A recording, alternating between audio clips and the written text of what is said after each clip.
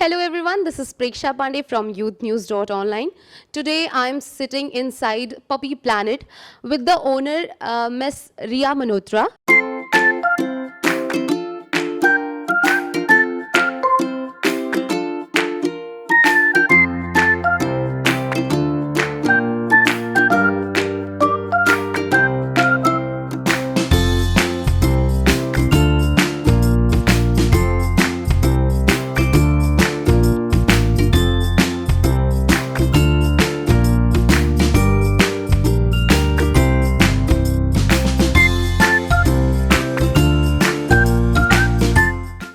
Firstly, we are heartily welcoming you on our show. Ria. Hi, it's an honor to be here. Okay, so Ria, tell us about your work to our audience. So basically, I run 2 pet stores in Lucknow by the name of Puppy Planet itself, and we offer almost all dog and cat services. We have our own pet grooming facility.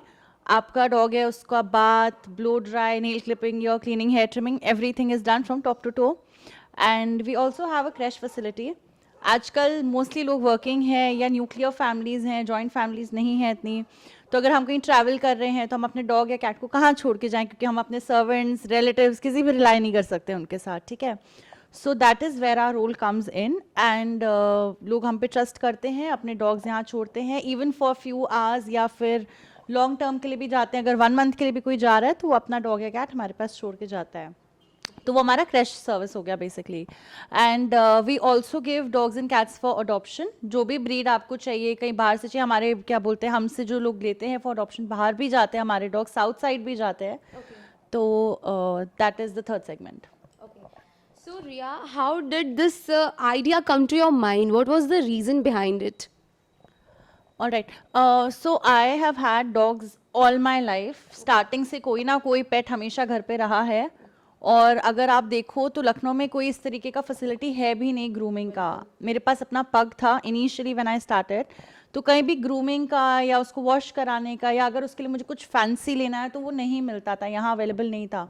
अगर आप दिल्ली बैंगलोर चले जाओ तो वहाँ पे तो इतने सारे पेट स्टोर्स हैं. I was in Bangalore, I was working in an IT form and वहाँ पे इतना क्या बोलते हैं, इतना बेस्ट अपना देने के बाद भी मुझे लगता था if I start something on my own वो ज़्यादा बेटर होगा, बिकॉज आपको वो काम करना चाहिए जो आप इंजॉय करो. तो आई थिंक लैपटॉप पे बैठना वो 9 to 5 वाला एकदम पर्टिकुलर मेरा वो माइंडसेट नहीं था.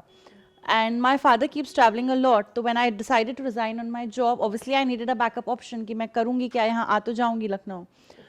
तो my father travels a lot and he saw कि बाहर पेट इंडस्ट्री बहुत ग्रो कर रही है एंड बहुत स्कोप है, बट यहाँ पे कोई उस डायरेक्शन में सोच ही नहीं रहा है. So that is how we came up with the idea कि we'll start with the pet store. पहले पेट स्टोर से स्टार्ट किया, फिर वो करते करते ग्रूमिंग. ऑब्वियसली चीज़ें जब आप एक सेक्टर पकड़ लेते हो तो आपको वहाँ पे ग्रोथ दिखता है, आप और क्रिएटिव होते हो कि हम क्या क्या ऐड कर सकते हैं. जो मेरा फर्स्ट स्टोर है वो इतना स्पेशियस नहीं है, तो वहाँ पे क्रैश फैसिलिटी नहीं है हमारा. जब हमने ये सेकेंड आउटलेट खोला तो we started with the creche facility also. Day by day करते करते सर्विसेज ऐड होते जाते हैं and that is how we are into it. Ria, how did people respond to an idea like this dog cat spa?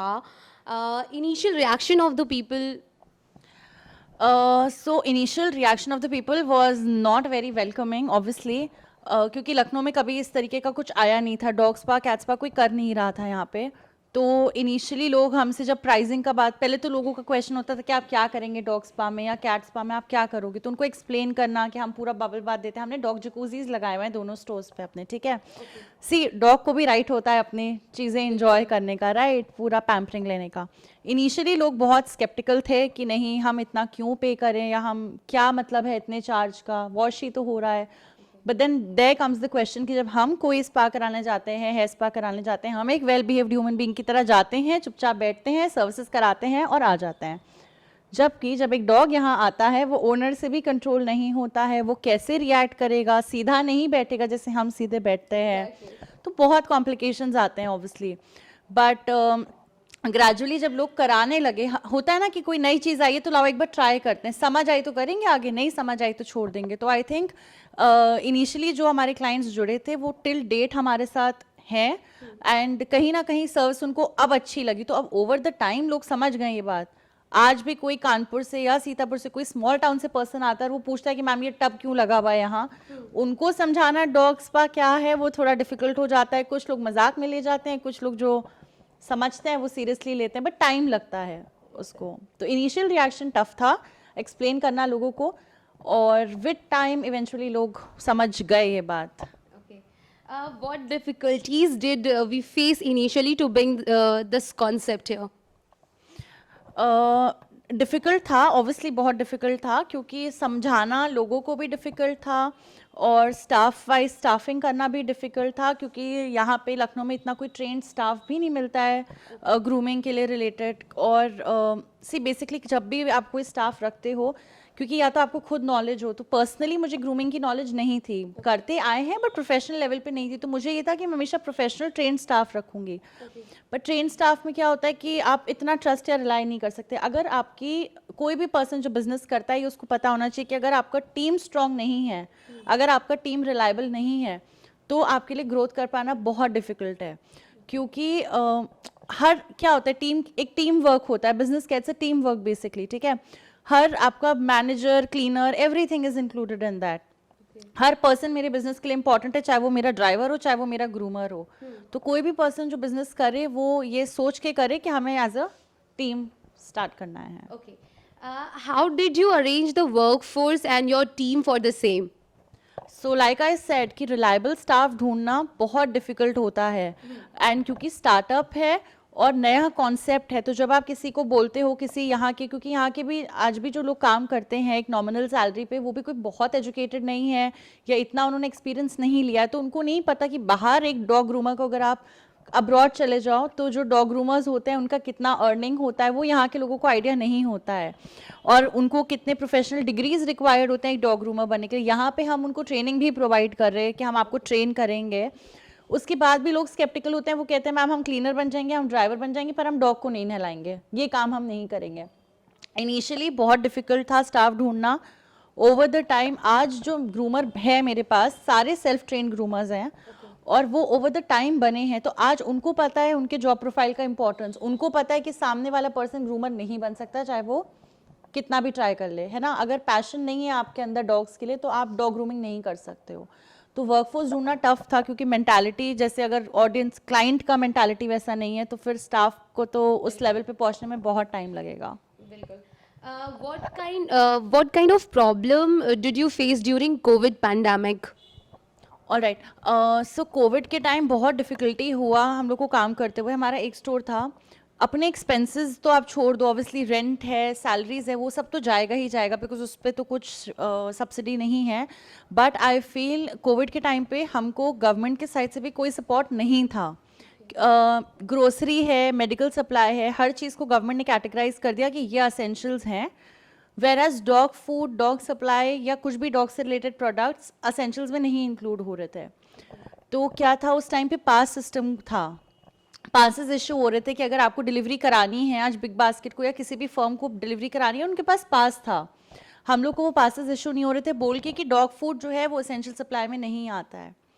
As आपको पता है Covid के time पे सब रेस्टोरेंट्स और कैफ़े सब बंद थे, और हमारे इंडिया के जो स्ट्रीट डॉग्स हैं, ये जो लखनऊ में घूमते हैं, ये कहाँ से खाते हैं, या तो इनको कोई हाउस होल्ड फीड करता है, या तो फिर जो कैफ़ेज़ हैं या कोई चिकन मटन की शॉप है, हमेशा आप उसके बाहर देखोगे ज़्यादा स्ट्रीट डॉग्स होते हैं, तो वहाँ फीड करते थे। अब जब शॉप बंद है तो वो डॉग कहाँ से खाएगा खाना, है ना। तो जो हमारे बहुत ऐसे अच्छे क्लाइंट्स हैं या अच्छे ह्यूमंस हैं आज भी जो 80 केजीज 90 केजीज खाना लेते हैं और वो डॉग्स को, स्ट्रीट डॉग्स को फीड करते हैं। तो उनका कॉल आ रहा था कि मैम आप कैसे भी करके खाना डिलीवर करा दो, क्योंकि हम कैसे फीड करेंगे। और जो डॉग होता है ना, वो लिटरली एक होप में रहता है कि आज ही बंदा 9 o'clock बाहर आएगा और मुझे खाना देगा। उनको तो कोई आके, कोई और सहारा नहीं है उनका बेसिकली। तो इवेंचुअली छुपा के किया, क्योंकि पुलिस हर जगह जगह खड़ी हुई थी, वो बैम्बू स्टिक्स लगे हुए थे, हर जगह स्टॉपेजेस थे, तो हर जगह वो कह रहे थे कि आप पास दिखाओ, पास दिखाओ। जब पास नहीं है तो कहाँ से दिखाएंगे। बट आई फील जो वर्कफोर्स लगी हुई थी वो इतनी ह्यूमैनिटेरियन ग्राउंड्स पर थी और इतना उनको नॉलेज था कि वो चीज़ जब उनको समझाओ कि हम डॉग फूड देने जा रहे हैं, और वो देखते थे कि जेन्युइनली हम डॉग फूड दे रहे हैं, हमारा वैन है उसमें दे रहे, तो वो समझते थे वहाँ पे वो चीज़। तो आई थिंक वो कोऑपरेशन की वजह से it became slightly easier, otherwise it was very difficult, specially जो मेन एरियाज थे, क्योंकि वहाँ पे पुलिसिंग इतनी ज़्यादा थी तो वहाँ डिफिकल्ट। और कुछ कुछ पुलिस वाले अंडरस्टैंड करते हैं, हर पुलिस वाला नहीं अंडरस्टैंड करेगा। कुछ कुछ लोग रिमार्क्स भी पास करते थे कि आप क्या कहते हैं, या खुद को तो खाना मिल नहीं रहा है, हमें ग्रोसरी नहीं मिल रहा है और आपको डॉग का ग्रोसरी देना है, तो वैसे रिएक्शंस भी थे। It was a mix of both, but it was a tough time, no doubt about it. Okay. So, Ria, would you like to give any message to our young entrepreneurs? Definitely I would like to say कि अगर आप क्या कहते हैं कोई job कर रहे हो और अगर आप स्विच करना चाहते हो ना, अगर आपको अपना बिजनेस स्टार्ट करना है, ठीक है, तो इसको इस तरीके से देख के मत करो कि 9 to 5 जॉब है और बिजनेस अपना करेंगे, कोई बॉस अराउंड नहीं करेगा। वहाँ कोई बॉस अराउंड नहीं करेगा क्योंकि आपको खुद, यू आर द बॉस, आपको खुद बॉस अराउंड रहना है, ठीक है। एंड जब जितना आपको जॉब में टेंशन होता है, जॉब में आपको एक टास्क दिया जाता है, वो टास्क आपने खत्म कर दिया एंड इट इज़ डन, वहाँ खत्म। बिजनेस में ऐसा नहीं होता है, बिजनेस में आपका एक टास्क खत्म होता है, दूसरा टास्क शुरू होता है। आज रेंट पे हुआ, कल सैलरी पे हुई, फिर क्लाइंट्स कैसे आएंगे, अब कस्टमर स्ट्रैटेजी क्या होनी चाहिए। आपका ब्रेन 24 घंटे काम कर रहा है, आप सो भी रहे हो तो आपके बैक ऑफ द हेड चल रहा है कि कल मेरा ये टास्क है जो मुझे करना है, कोई बॉस आके असाइन नहीं करेगा। तो अगर आपको बिजनेस करना है तो आई थिंक एक तो ये समझ लेना चाहिए कि it's a 24 hour job, 365 day job है। अगर आप 7 डेज कहीं हॉलीडे पे भी गए हो तो आपका पूरा दिमाग कहीं ना कहीं आपका इन्वेस्टमेंट लगा है, आपका बिजनेस पे ही रहेगा। बिकॉज जॉब में क्या है, हम छुट्टी पे गए तो कोई ना कोई कुलीग हमारा कवर अप कर लेगा, यहाँ पे आपके लिए कोई कवर अप नहीं करेगा, you are the owner of your own work. Second thing I would like to say कि जो भी अपना बिजनेस स्टार्ट करना चाहता है, do something that you love. कोई ऐसा बिजनेस मत स्टार्ट करो जो जिसमें आपको पैशन ना हो। Like my father, he is into import export, उनका इम्पोर्ट एक्सपोर्ट का बिजनेस है, ठीक है। तो आई हैड एन ऑप्शन कि मैं उनको ज्वाइन कर लूँ, बट जिस बिजनेस की मुझे नॉलेज नहीं, जिस बिजनेस में मुझे इंटरेस्ट ही नहीं है, वो मैं नहीं कर पाऊंगी। तो I think my parents were very very supportive of it and मुझे था डॉग स्टार्टिंग से रहे, और आज मैं क्यों इतना एक्सपैंड कर पा रही हूँ, क्योंकि मेरा पर्सनल इंटरेस्ट है यहाँ पे। सो आई थिंक ये 2 रूल्स अगर आप फॉलो करोगे, एक कि आप 24 घंटे का टास्क समझ के ही करो कि ये कोई शॉर्टकट नहीं है इसमें, it will require every day का एफर्ट। एंड सेकेंडली वो करो जो आप, the something that you love, don't do something which you will eventually think कि नहीं यार गड़बड़ हो गया। So thank you so much Riya. तो ये रिया जी थी जिन्होंने हमसे अपनी इस बिज़नेस के बारे में बातें साझा करी, हमारे यंग एंटरप्रेन्योर्स को बताने की कोशिश करी, और उन्होंने ये भी बताने का प्रयास किया कि उन्हें किस तरह की दिक्कतें, किस तरह की परेशानियों का सामना करना पड़ सकता है। Talk show with young entrepreneurs में आज तक के लिए इतना ही। फिर मिलेंगे नेक्स्ट सैटरडे 6 PM।